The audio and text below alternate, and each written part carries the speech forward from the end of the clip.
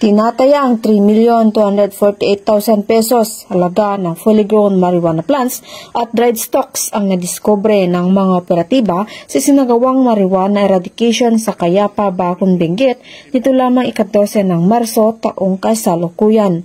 Matagumpay ang operasyon sa pagsisikap ng pinagsanib na puwersa ng mga pulisya sa pangunguna ng Benguet First PMFC kasama ang Bacon MPS, PDEU, PIU ng Benguet PPO, RID, RIU 14 at PIDEA CAR. Ang operasyon ay nagresulta sa pagkadiskubre ng 4 na plantasyon ng marijuana sa communal forest na may nakatanim ng humigit kumulang 4,240 piraso ng fully grown marijuana plants at 20 kilograms ng marijuana dried stocks na nagkakalaga ng 3,248,000 pesos standard drug price. Bagamat walang nahuling cultivator.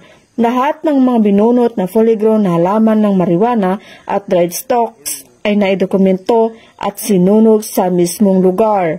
Patuloy pa rin ang PNP Procar sa pagpapigting ng kanilang kampanya kontra illegal na droga upang matuldukan ang paglaganap ng ipinagbabawal na gamot sa kanilang nasasakupan.